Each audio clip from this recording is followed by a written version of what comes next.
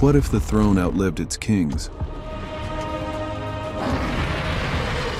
They lit up Westeros with fire and fury, but behind the camera life took a darker turn. Some were gone before the story even ended. I dreamed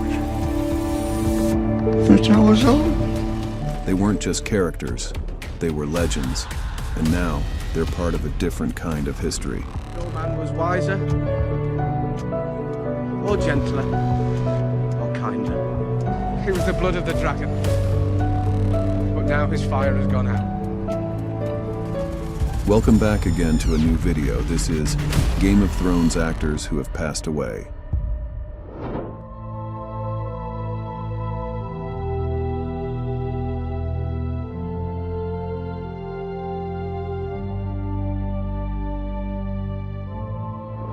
Diana Rigg didn't just play characters, she owned them.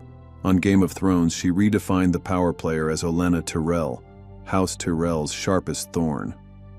Over 18 episodes, she wielded every line like a weapon, elegant but deadly.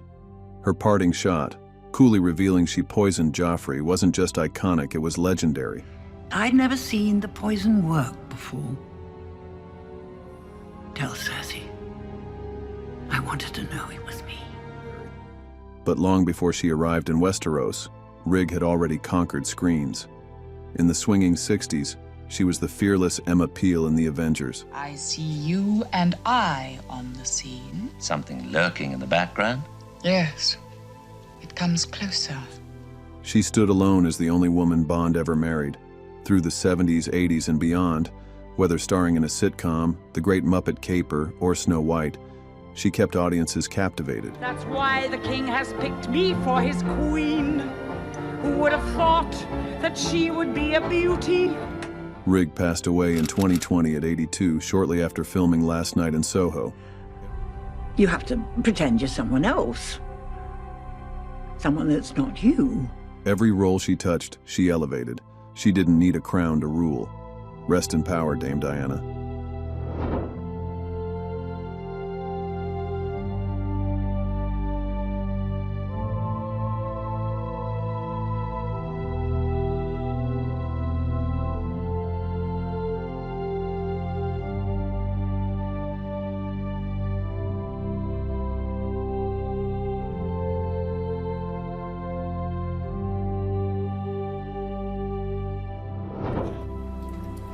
When I heard they had killed my brother's son, and his poor son, and the children, even the little children. Who are you? Peter Vaughan didn't need much screen time to leave a mark. As Maester Aemon of Castle Black, he brought a quiet depth to Game of Thrones, a stillness that spoke volumes. With just a few lines, he conveyed a lifetime of loss, love, and unshakable duty. His presence lingered long after the scene faded. I will not tell you to stay or go. You must make that choice yourself and live with it for the rest of your days, as I have. His acting legacy spanned over 6 decades, from Oliver Twist and Great Expectations to Porridge, a classic of British television. I'm only sorry your knee got a clean bill of health. Huh?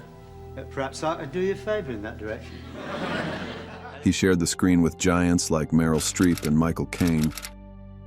But Game of Thrones gifted him one final unforgettable role. His last words, I dreamed that I was old. Struck a chord beyond the script. It felt like a farewell from the man himself.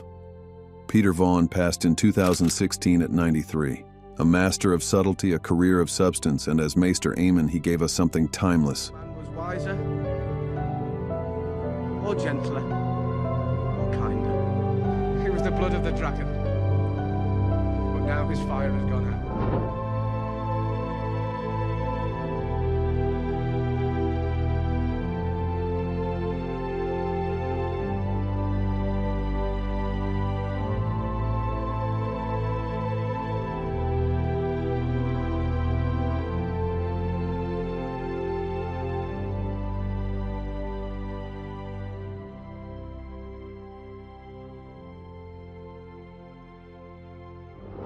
Do you remember old Nan? That trembling voice whispering tales colder than any northern wind? In that darkness, the White Walkers came for the first time. She only appeared twice in season 1, yet her presence still lingers, like frost on Winterfell's stone. Oh, my sweet summer child, what do you know about fear? Margaret John, the Welsh actress behind Old Nan, had a career stretching back to 1956 with roles in Doctor Who, Z-Cars, and Coronation Street. Rock them into soup, and your brain comes pouring out of your ears. That's what television does. But to Game of Thrones fans, she became the voice of Westeros's darkest legends. Tragically, she passed away on February 2, 2011, 2 months before her scenes aired, making her the only actor to debut posthumously. Her time was brief, but her impact was chillingly eternal. Her stories still echo.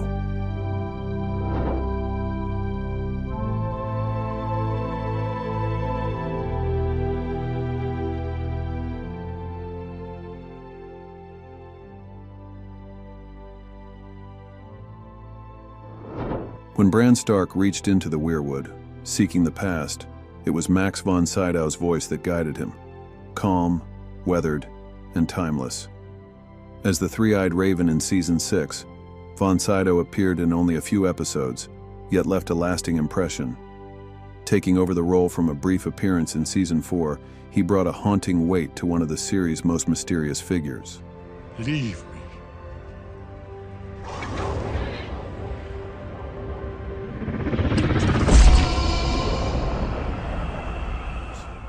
Von Sydow was no stranger to legend. He was Father Merrin in The Exorcist. It's an honor to meet you, Father. The Knight in the Seventh Seal, and Christ in the greatest story ever told. Bethlehem. With over 150 films across 70 years, he was a favorite of Ingmar Bergman and appeared in iconic franchises like Star Wars and Indiana Jones. From it. To deny your love for someone is dangerous. As Brynden Rivers, Bloodraven, his silence spoke volumes. A single glance carried the weight of Westeros's entire history.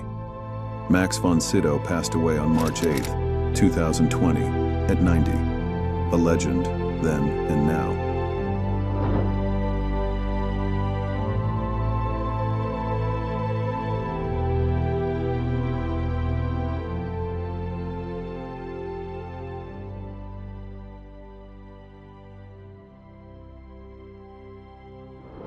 Roy Dotrice was more than a guest star. He was one of Game of Thrones' earliest voices. Before the show aired, he narrated the first 5 A Song of Ice and Fire audiobooks, voicing over 200 characters and earning a Guinness World Record. Willa, Lord Wyman smiled. Did you see how brave she was? For many fans, his narration was their first journey into Westeros. In Season 2, Dotrice appeared as Halline the Pyromancer, the alchemist, who armed Tyrion with wildfire. His screen time was brief, but the character's role in the Battle of Blackwater was unforgettable. We have been working tirelessly, day and night, ever since your royal sister. Dotrice's career spanned decades from Amadeus to Hellboy 2, and he first worked with George R.R. Martin on Beauty and the Beast. How could you bring a stranger down here, to where we live? His acting journey began in a World War II POW camp, performing to lift morale. He passed away in 2017 at age 94, leaving behind a legacy etched into the lore of both page and screen.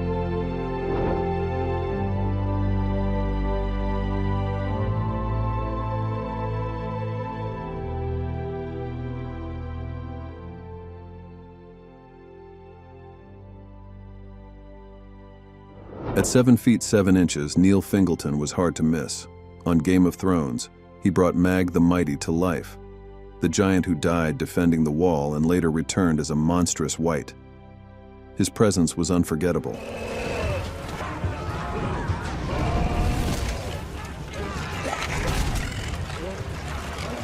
Before acting, he played college basketball at UNC and earned recognition as the UK's tallest man, and the world's tallest actor. That rare height led to roles in 47 Ronin, X-Men, First Class, and more. But beyond his size, Fingleton was known for his kindness and humility, a gentle soul behind the towering frame. He passed away in 2017 at just 36.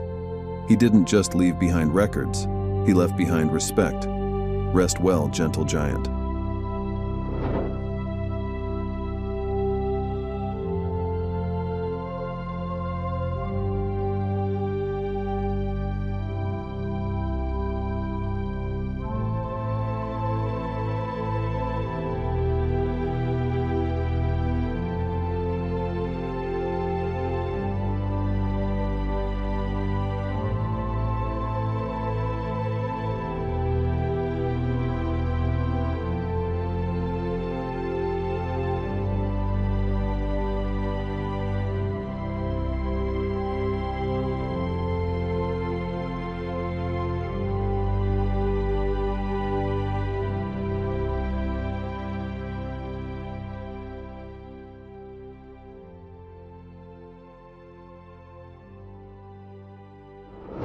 You didn't need to hear his voice to remember him. As Cyril in Pain, the silent King's Justice, Wilko Johnson made an unforgettable impact on Game of Thrones. In just 4 episodes, he became the man who executed Ned Stark, altering the course of Westeros forever. Before his role in the series, Wilko was already a music icon. As the guitarist and co-founder of Dr. Feelgood, he helped ignite the UK punk scene with his raw sound and intense, unblinking stage presence. In the night, you lay down by your fireside. Back in the night. That same stare made him perfect for Pain, the mute executioner who spoke volumes without a word. Game of Thrones was his only acting credit, but it fit like Valyrian steel. Wilko Johnson passed away in November 2022 at age 75 after a nearly decade-long battle with pancreatic cancer. A legend in both silence and sound, his legacy endures in music and memory.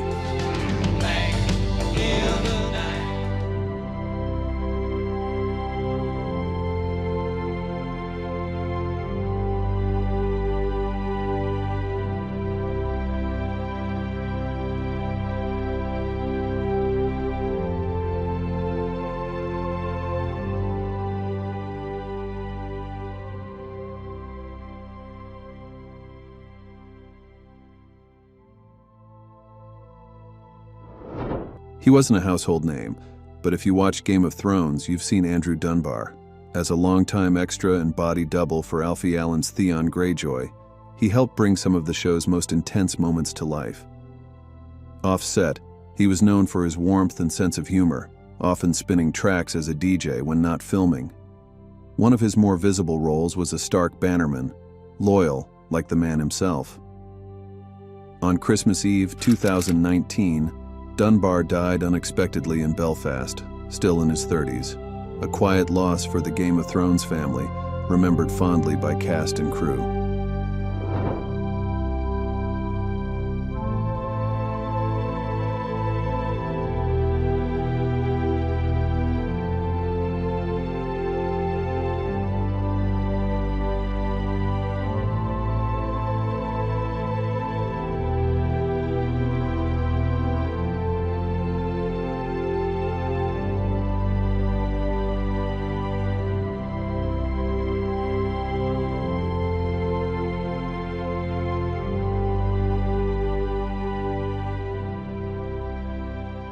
They gave us unforgettable moments, deaths that shattered us, speeches that stirred us, and battles that burned into our memory.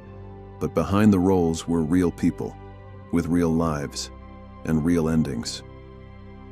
Which actor's passing hit you the hardest, and which scene will you never forget? As we reflect on the lives behind the legends, we remember them not just for who they played, but for who they were. If you felt something watching this, let us know in the comments. Like, share, and subscribe for more stories that honor those we've lost. Thank you for watching.